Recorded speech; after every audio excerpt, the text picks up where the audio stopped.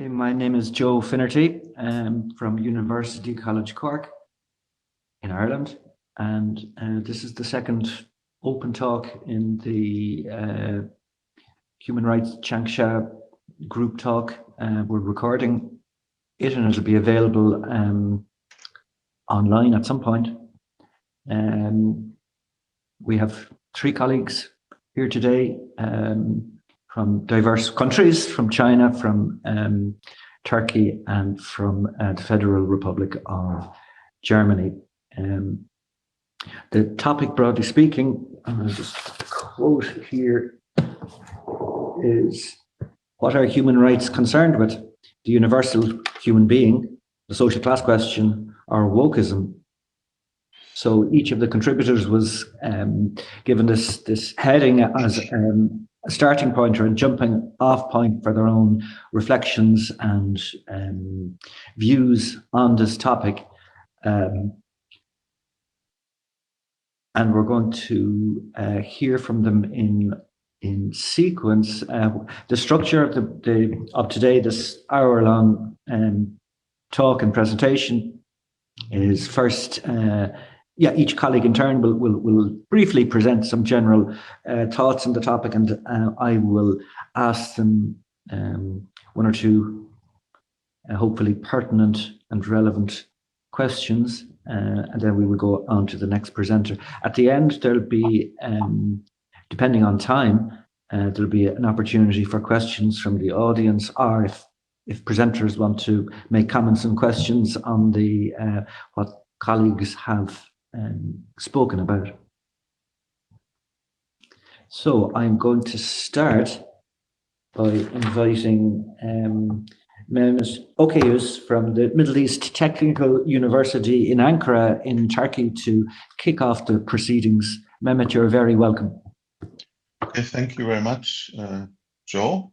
I have designed my presentation around the topic what is the universality of human rights, which is still a large topic anyway nowadays, and also the concreteness of human rights formalization versus abstract formulations. If we are looking to the genesis and development of human rights, we can see historically, going back to the 13th century, even later to the pre-French Revolution, etc., we can see that human rights are initially politically and legally determined, and that their so-called universality, historically seen, is derived from this context. The Universal Declaration of Human Rights states, for example, the basis of human rights is the assumption that all people have the same human dignity, have equal rights.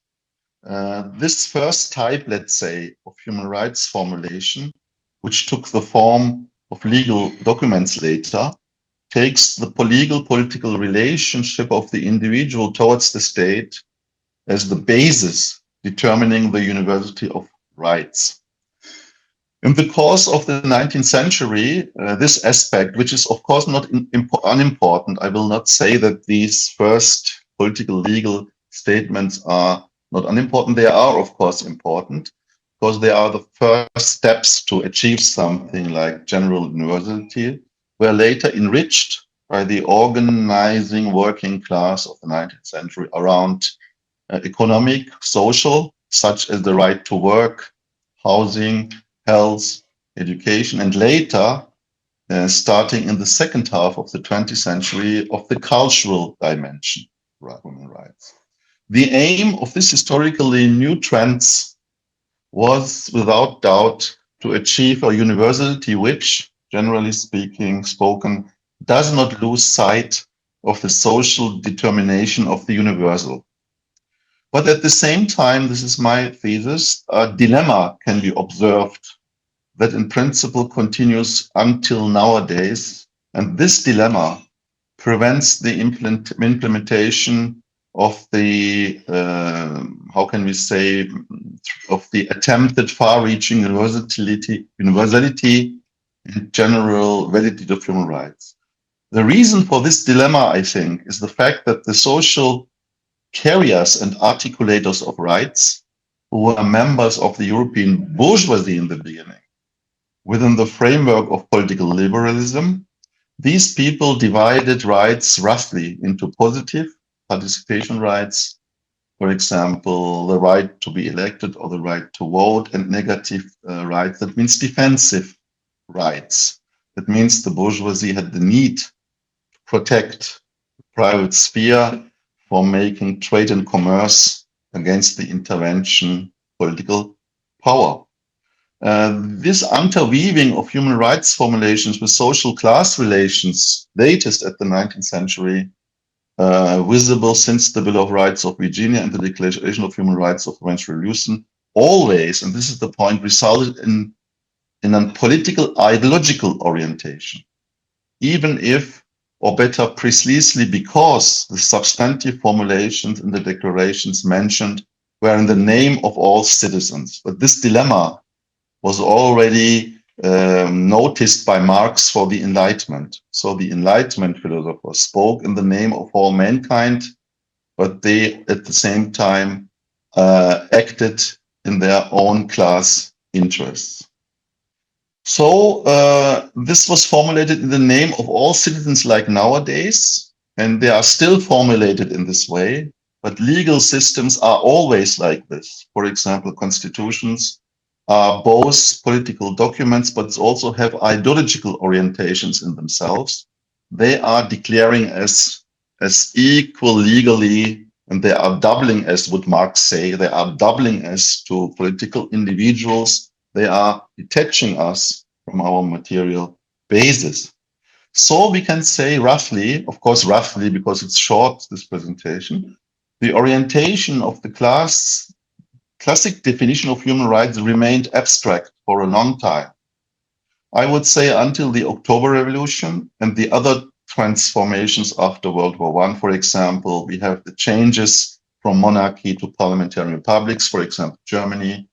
We have the impoverishment of broad sections of the population, including the middle classes who previously lived comparatively well. We have changing class relations, quantitatively increasing middle classes, etc., etc. So a lot of things changed, but still broad sections of the population remained outside, factually outside the human rights politics. The implementation aspect was missing, both internally and, of course, in the non-European, largely colonized world. Now, the aim after 1945 was, again, very generally speaking, to formulate a new universality of human rights, including political, legal, social, and cultural aspects. But once again, and for the second time since the bourgeois one-dimensionality mentioned above, an ideological impulse was immanent in this project. And I would say it is immanent until now.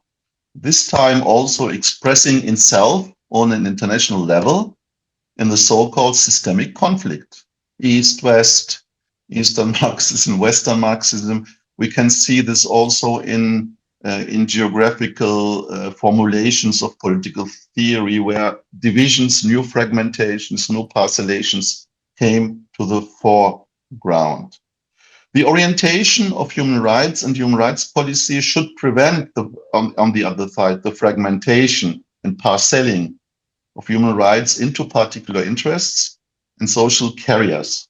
The social determination of our existence does, on the other side, not mean that certain aspects are not important. Of course, all the aspects should be included in the formulation of human rights.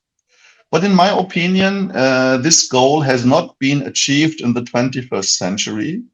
And I think one of the reasons why we have our groups, human rights meetings, etc., is the fact that this goal is still not achieved. Because the political legal abstractness of human rights formulations has been virtually replaced, especially in Western societies, by the dominance of progressively articulated particular interests of minorities, which have, of course, actually historically been suppressed. But the problem is not that the concerns of these people are not justified. On the contrary, But the problem for me is that this time people's social determination is narrowed down to certain pre-formulated identities, what we would call nowadays this wokeness tendencies in certain. So again, social determination is narrowed down to certain pre-formulated identities, which in turn, in my opinion, makes it impossible, again, to see the reality of the society as a whole and of the whole members of the society. So human rights nowadays, having passed all these steps and waves and steps in history, are nowadays a little bit seen as the protection of identitarian aspects, so to speak. But the problem is that identity is always blurred.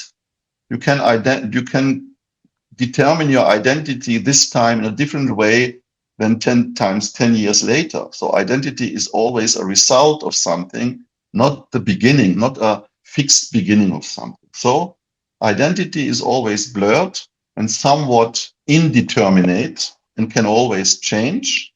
So I would say human rights or human rights policies should not be narrowed down to identity politics.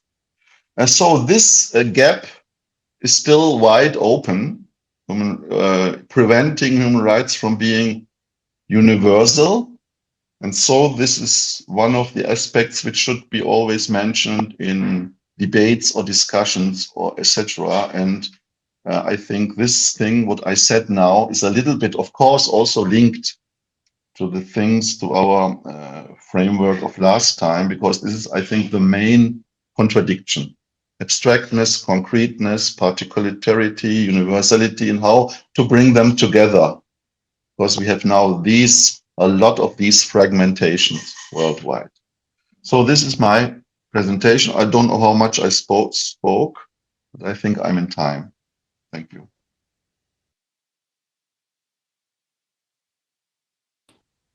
Thank you very much, Mehmet. That was Mehmet Okyayuz from the Middle East Technical University in Ankara, and in my role as a facilitator of today's session, I've been tasked with asking a few questions.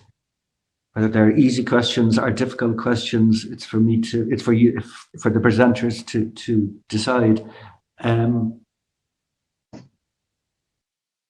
And so, Mehmet, my main question, and I think I've possibly asked this to the other presenters as well, is it's kind of got two parts to it. Part one really is, or it can be phrased in two different ways. One is, how do you see the future of human rights? How do you see the use of human rights by different groups or governments developing over the next 10, 20 years? And relatedly, do you it's a kind of a reform versus revolution type question. Is the human rights discourse something that has emancipatory potential and should be developed, or is it inherently tied to, say, a project of the bourgeoisie and needs to be abolished? Thank you. I have to admit that I'm ambivalent in this to answer this question. On the one side, I'm not so optimistic, because I think that the universality I mentioned should be always related somehow to material, real, we can say class relations. They should not detached from these relations. But as I have said, the general discourse, also internationally seen, and the steady production of continuing legal political documents and texts is for me a little bit a sign that the material part of our existence is still not too much accepted and a little bit neglected. The other thing is what I mentioned, the human rights nowadays is, as I said, a little bit, and this will continue, I think, a little bit narrowed down, as I said, to identity politics. And this seems this time, and this makes it even more complicated, and I think also a little bit clever and dangerous. The new identities are now formulated by the historically victims, let's say, of colonization, for example, Black people.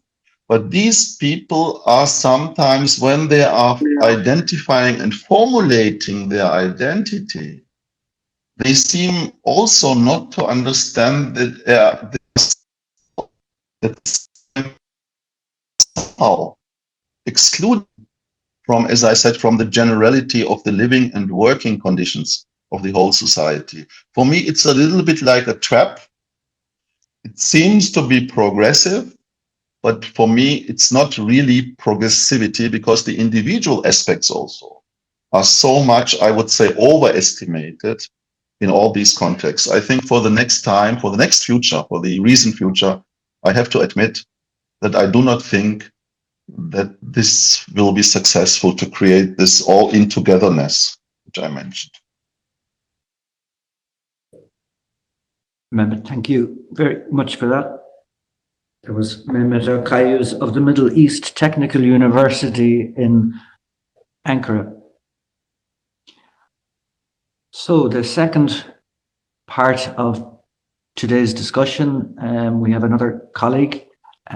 This time it's Yuan Li from the School of Law, Central South University in Changsha in China. Yuan, you're very welcome to today's discussion. Okay, yeah, thank you very much, Joe. I'm happy to join today's discussion. Today's topic actually focused on a very classical topic. Actually, it is the universalism and the particularism of the human rights. So sometimes when we are discussing the two characteristics of the human rights, actually we are, for me, we are seeing this, they are in a tensional relationship. So when we are talking about the universalism of human rights, actually we are saying this because the rights are universal. It is kind of like is the rights to for every human being. It is kind of like the rights inherent to us all, regardless of like the nationality, sex, the national origin, color, and also like the identity, as Mehmet mentioned. But today, as the development of human rights, especially after in the late several decades, actually, the universalism of human rights it becomes more implicit. I would say it's kind of like more declarative, right?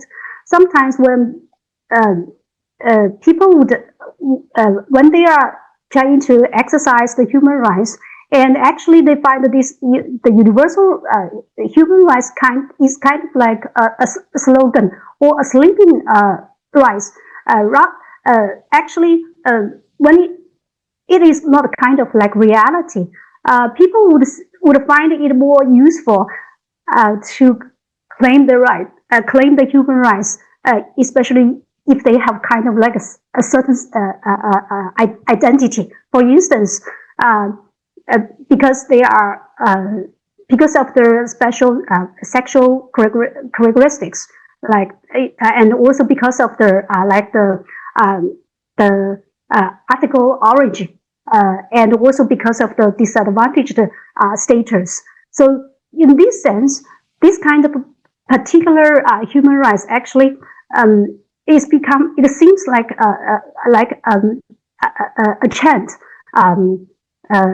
nowadays. So I would say this actually they are tension between the two human rights. I would claim that the principle of universality of human rights actually has been it has been admitted by the UDHR more than 50 years ago, and since then, it is the cornerstone of the international human rights law.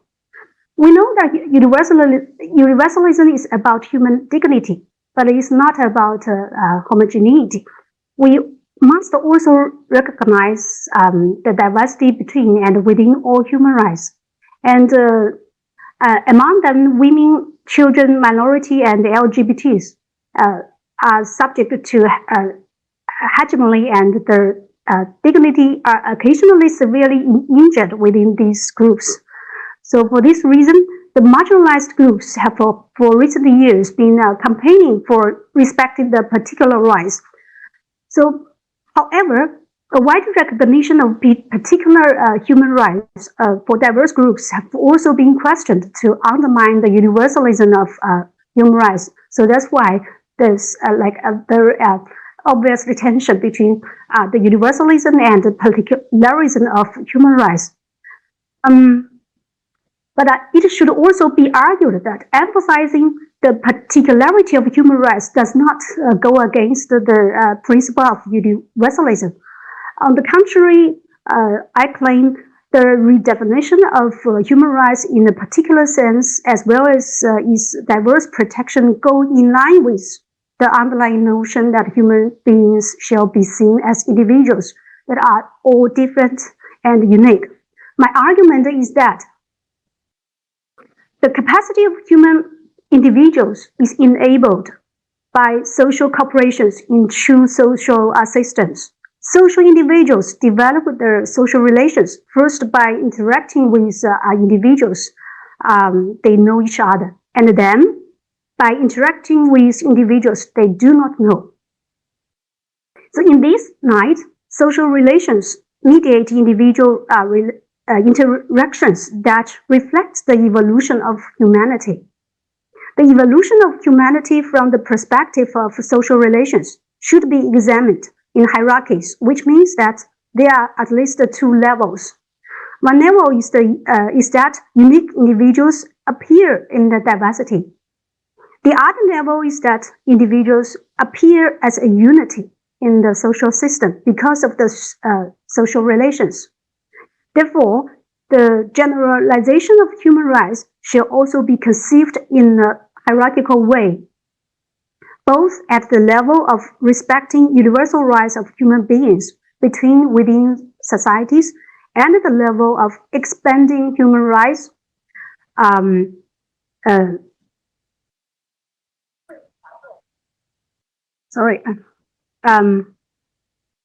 towards other groups of the society.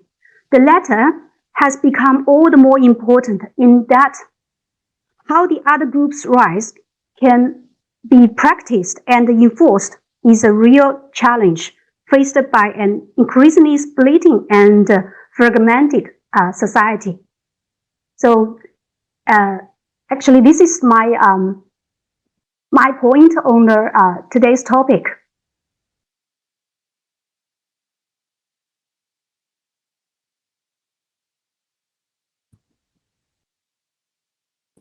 Thank you very much, Yua. That was Yua Li from the School of Law, Central South University, Changsha in China.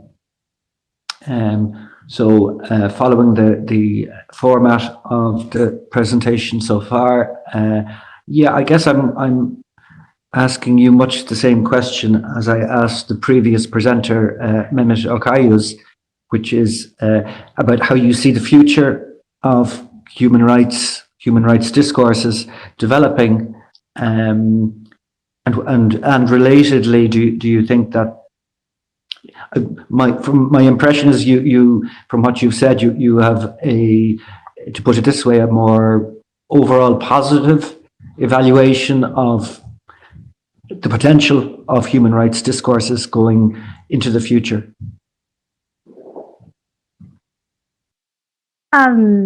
Okay, yeah, thank you. Actually, Joe, this is a very big question. I cannot give you I would say an exact answer. I'm not looking into the general trend of the development of human rights. rather, I would say human rights is more like the meaning for a particular group of people. So here, when I am mentioning the particular group of people, actually, I'm more concerned with the particular reason of human rights. So I would like to extend a bit more about my points, just now my statement, actually. So when I'm talking about the human rights actually are shaped by the social interactions or social relations between the human beings, I would say.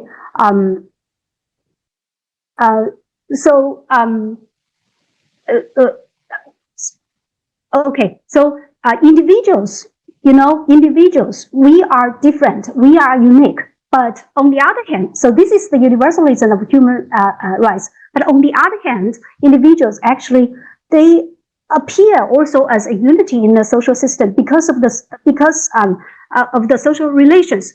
But this kind of the unity can also be seen as a group.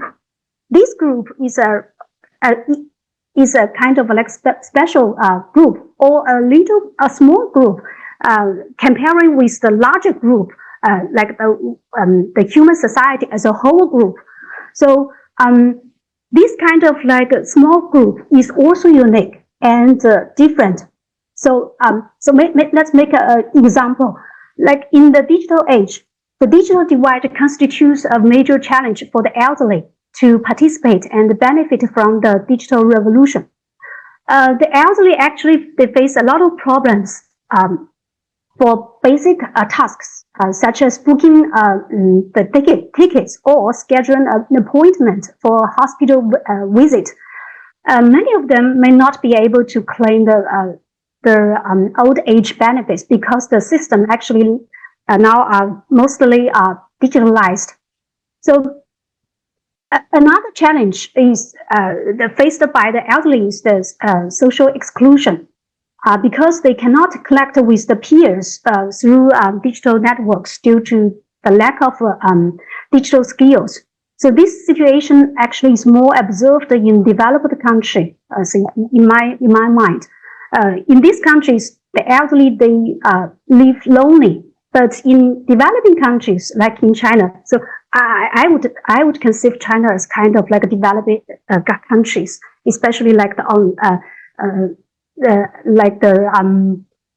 so the GDP, like the per person. So in developing countries, like in China, the elderly may get immediate help from the family members due to the family system of like the joint living. So in this sense, I would say that these kind of like the social interactions and the social relation, they would shape the content and shape the form or even the substance of the human rights in the near future. But when we are talking about the social relations, we should also notice that the technology and also this also they play a very important role in shaping these social relations. For instance, like today, the bigger companies who have the science and the technology advantage, they are the one that is more powerful, and they could shape the contents of our human rights. So another example I would say is not the elderly people. For instance, every one of us present today are consumers. So when we are now we are talking and we are discussing via these applications, but we would very surprised to find out so there are some clauses in the user's statement that we do not have the ownership of our discussions today or this content. This ownership have to they would be owned by the application developers. So this is kind of like the limitations to our rights, especially to our ownership rights, comparing to the previous days, like the technology is not that developed today.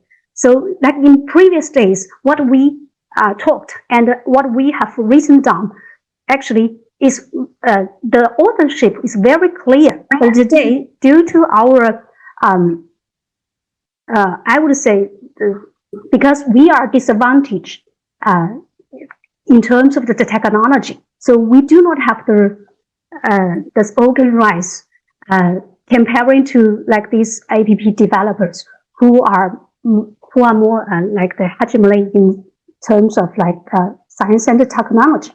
So these kind of like a group are comparatively mentioning. Sometimes we would be we would belong to a special group, like for me, I'm women, but in another context, I'm consumers. So I would say, as a particular group, our human rights, the content and also the form and also the subsystems actually has been like developing. We could say it's kind of dynamic and also indeterminate. Yeah, so that's my, thank you. Okay, thank you to Yue Li from the School of Law, Central South University in Changsha in China, and thank you for drawing our attention to the fact that we don't have property rights over the discussion itself. So we won't get the royalties. Well, oh, okay. So moving on, thank you very much. And moving on to the third part of today's presentation, I now invite Peter Herrmann from who's a research fellow at the Human Rights Center in Central South University in Changsha in China, but I believe currently is joining us from Berlin in the Federal Republic of Germany. Peter. Yeah, thank you. I'll start with what Juan mentioned, the developing countries. So I'm currently in two developing countries, I would say. If I take China as developing countries, Germany is developing as well.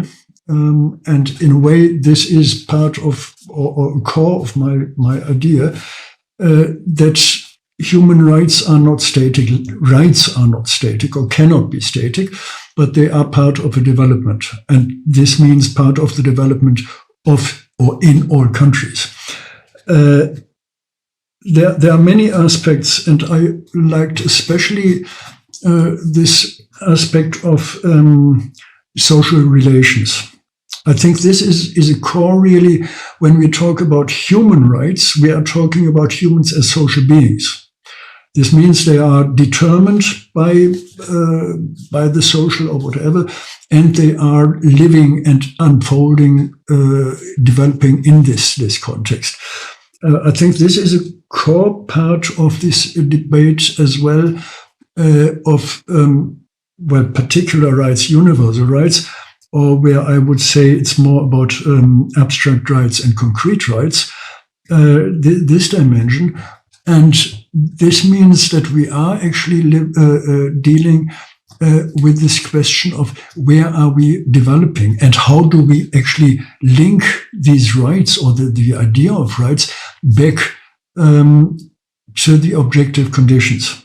And there we are currently in this situation. Mehmet talked about a dilemma.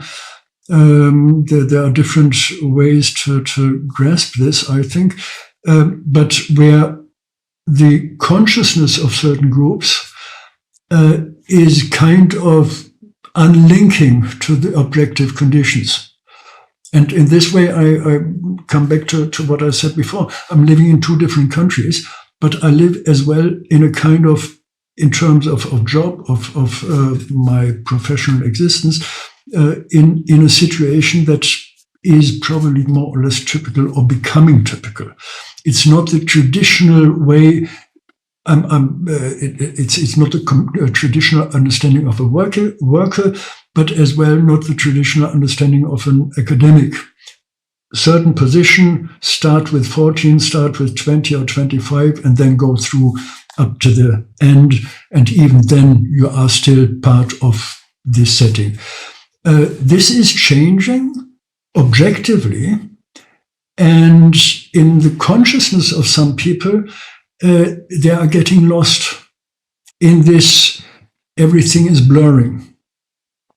And I think this is the important part when it comes to understanding of human rights today, in general, as of rights today even, that we have to cope with the situation of an extreme condensed change, where the traditional roles are breaking up, where traditional identities are breaking up or changing, and where we have to adapt to a new way. And there is I come another time back to China as a developing country, where countries like China, like South Africa, like Turkey, like India, claim rights, which they didn't before and they couldn't before.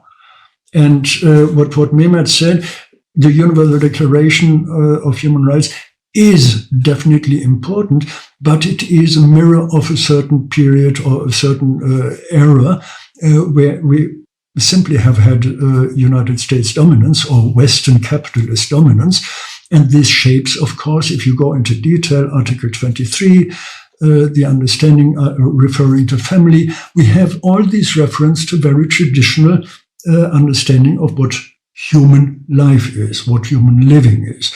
And this changes, and I think this is something we have to reflect, where the change is universal.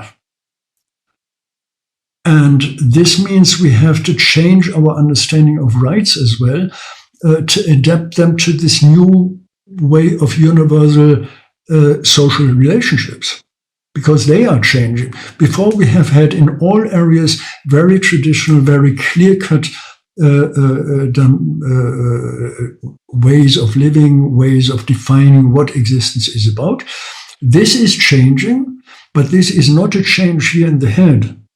Even for some people, it seems to be, yeah, right, I get these freedoms now and I can define myself, I can design my lifestyle.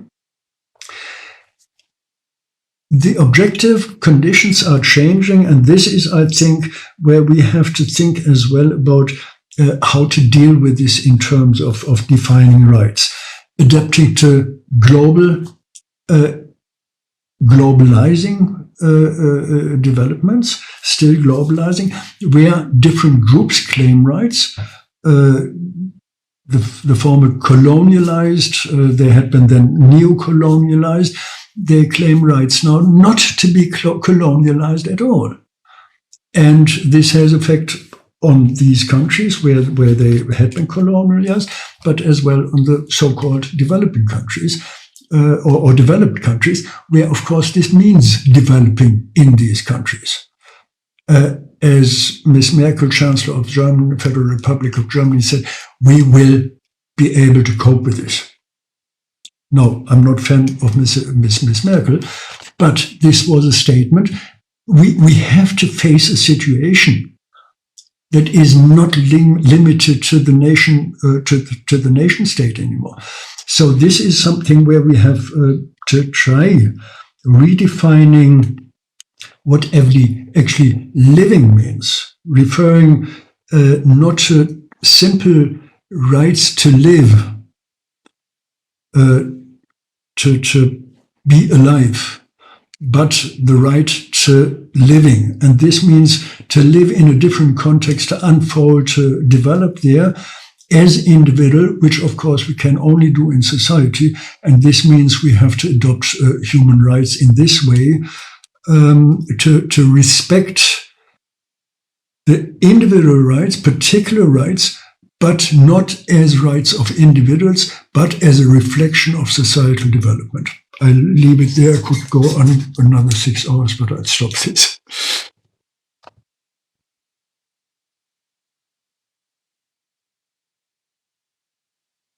That was Peter Herrmann Research Fellow at the Human Rights Center, Central South University of Changsha in Berlin, but also with another foot in Berlin, in Federal Republic of Germany. Peter, thank you very much for that very comprehensive discussion.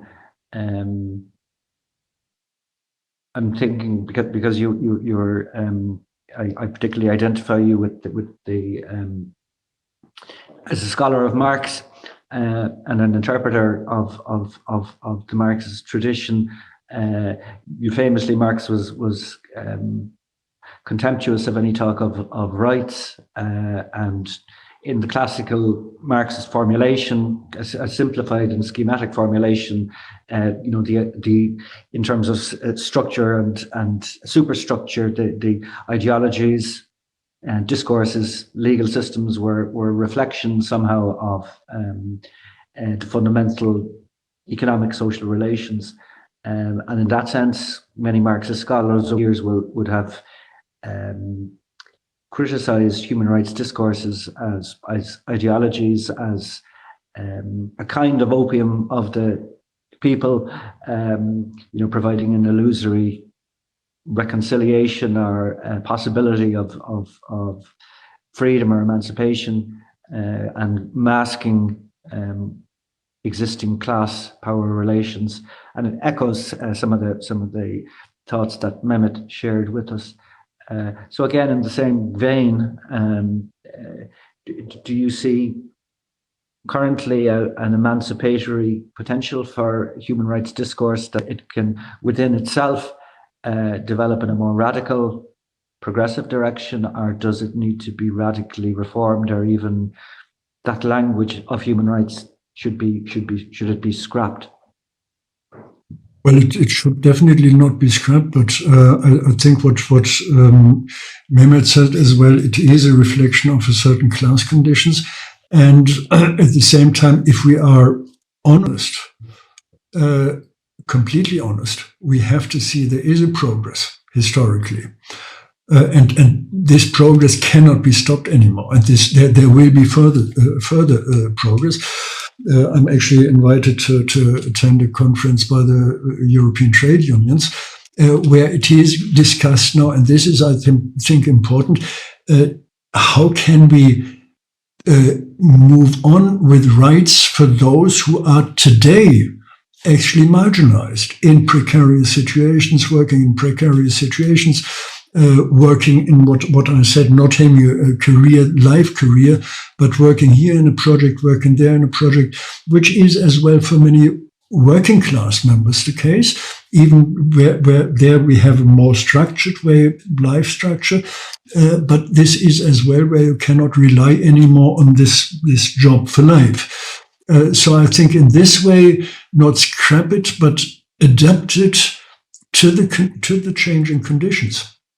And as I said, we have to criticize what is going on today, but we have to criticize it in order to put it well. And there you come to structure, superstructure. We have to look at this dialectic, the progress we make intellectually with all the technology which Juan mentioned, with all these developments. Adapt them to the possibilities of human development. And this means human development in a global context, because what we have today is still very much this center-periphery orientation, the classical world systems theory, and this will be overcome because we see it already. Not denying the justification or necessity of critique today. There is still this global imbalance, but it is increasingly questions, and this is where we will go. And this is another dimension to developing country, looking at Germany, looking at France, or the EU countries, and especially possibly as the United States. The development is definitely not going forward in maintaining the strong position. They are weakening. This is part of development as well. And they are weakening in terms of, yes, we have to accept the rights of others. We cannot just claim our rights and that's it. The rest of the world doesn't interest us. So yes, don't scrap it, move forward. Okay. And can I just another additional small question? And this maybe applies to all three. This could be asked of all three presenters. In terms of scholarship around human rights discourses, the development of human rights, who do you, apart from your own good self, who do you find the most compelling or exciting authors writing in the area, or the most exciting schools of thought, perhaps, in the area? That was a question to all of us, or? Well, to you in the first instance, okay. And then to Juan and Mehmet.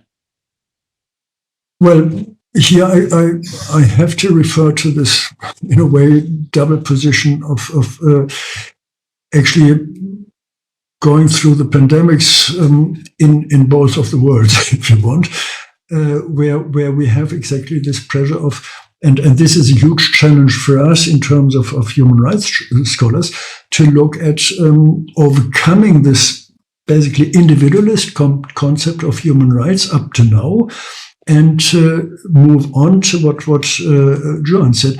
It is about social relations. It is about social cooperation. And this means, of course, as well, cooperation in economic terms.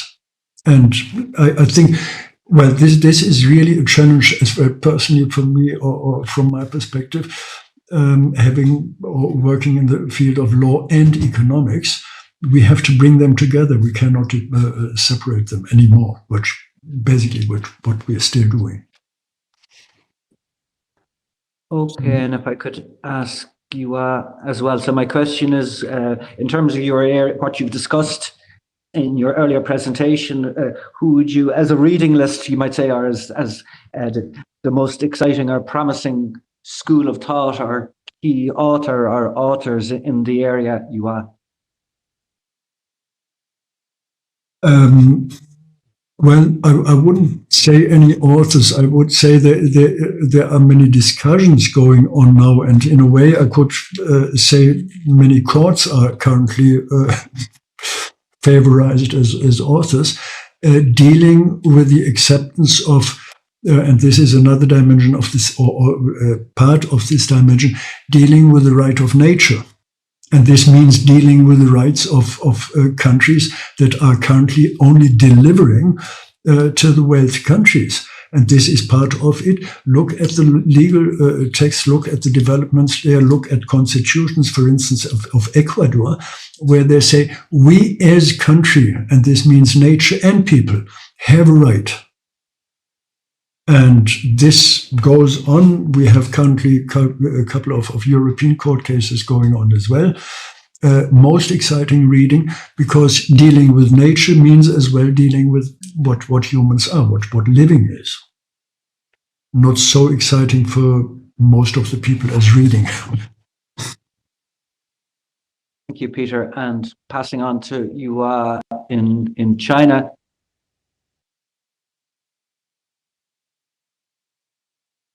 Just asking the same question you are in Changsha, about what for you are the most what's the most exciting school of thought, or maybe the most exciting author or authors in the field? So, Joe, are you asking me the question of like the authors on human rights, or the school of ours on human rights, or whatever? The most exciting things, the most promising new development, are the cutting edge thinkers. Maybe that's a difficult question to answer. Oh. Okay, so I would not. I may not name a special person, but okay. So I'm still focusing on the human rights, you know. Yeah. Actually, yes. Okay, I would say that the cutting edge, the cutting edge event rather than the cutting edge author or something. So the cutting edge event for me actually for this year is the ChatGPT. So I am very concerned with the technology. So when we are trying to connect the human rights, still okay. So it's somewhat an extension of the development of human rights in the context of the ChatGPT, which also is make me confusing for the whole year. So today we have talked a lot about the identity of a human being, like identity of a group. So I also have another, like the more often mentioned, the someone say, okay, the identity crisis in this society, especially with the development of technology, and also there is another saying, the death of law, the death of property rights. So this kind of like the development of technology and also the changing of social relations, I would say the whole social system actually make the dividing line between the universalism and the particularism more blurry. I quite agree with Peter's idea.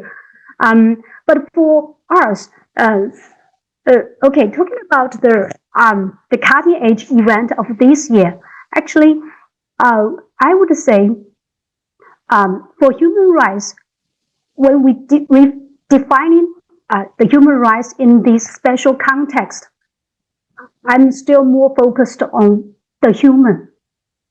We would still make the human as the center. We still have to attach great importance to human. But things, this human actually should not be abstract anymore like before. We are human beings. We are unique and we are different. So, but this is kind of like also I would say a kind of like ideology. In the very specific context of like the very rapid development of technology, how we human beings can be like the concretized, and how the humans can be not the slaves to technology, I would say. Rather, we would still be the one to make a decision for us. And I would say this is actually the groundings of human rights. Yeah, so this is what occurred to me. Thank you, Yuval. And finally, Mehmet, if I could ask you the same question. Thank you. There are, of course, certain authors I read, for example, Amartya Sen is one of these authors, but I have to say one thing which comes in my mind when I think of human rights sources nowadays. Most of the human rights contributions, let's say, nowadays in literature, etc., comes from the so-called developing world. But there is one problem. On the other side, we have still more powerful states, more less powerful states, so contradictions, and these structures are continuing. And what comes in my mind when it comes to the developed world, for example, all of us three speakers have mentioned similar things: the need for the relation to social reality, to the material basis. The problem is that there is a gap in implementing, and the implementing power, I would say, is still in the hands of economically powerful states and nations, let's say. And what Peter mentioned is also something that comes in my mind. The problem is that the new majority, or let's say certain middle classes, for example, Germany comes in mind because, as I said, I grew up there and I know Germany very well. The middle classes in Germany, for example, if they are already in a precarious situation, what happens the more for my country?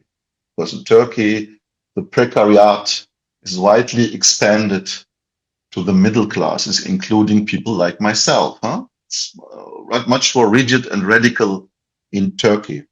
But nevertheless, because of the thing I mentioned, because of the detachment of social reality, the people who are in a precarious situation, they do not understand that their basic determinant, I would say still, is the material basis. Because for example, I can speak for myself.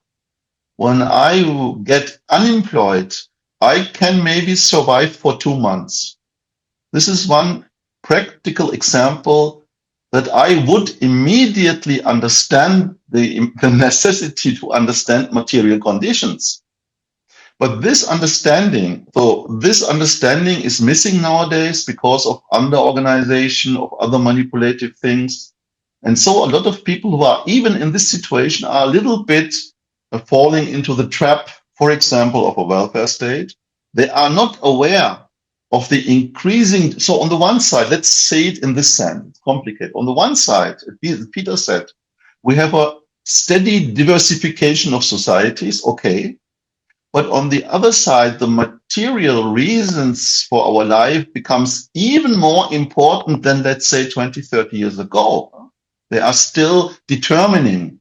But this falls out of our mind because it does not come to our consciousness on the one side. And if this does not come to the consciousness of the, let's say, of the populations, to say it otherwise, of the so-called developed rich countries like Germany, then the whole universality of human rights will be limited.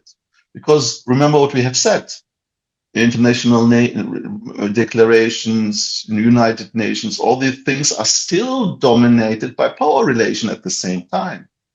And so this is also one of the things which prevents, I would say, this was the reason why I said after your first question, Joe, that I'm not so optimistic, because we have a lot of preventive mechanisms to see intellectually diversifications.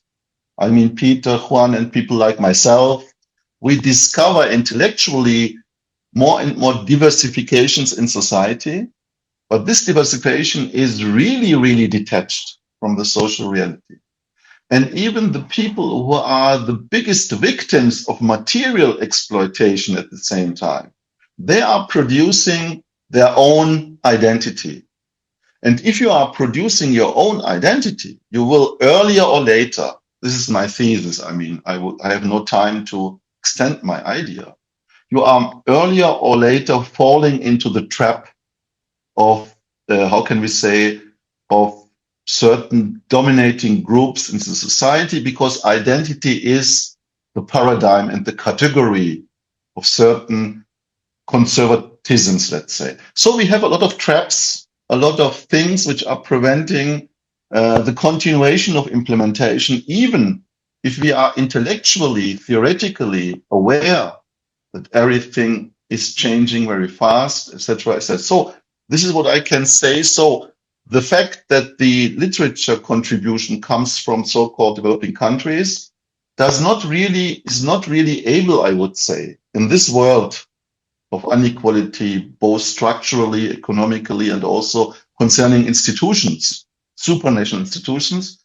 They are really nowadays not able, unfortunately, in my opinion, to contribute effectively, maybe, to the implementation and to the new universality of human rights, which does not mean that I'm pessimistic, but this was only an analysis, for me, of the current global situation, which seems not to be very positive for me. This is what I wanted to say. But I'm not pessimist, not to provide a wrong illusion, imagination of myself, but this is my analysis of the situation.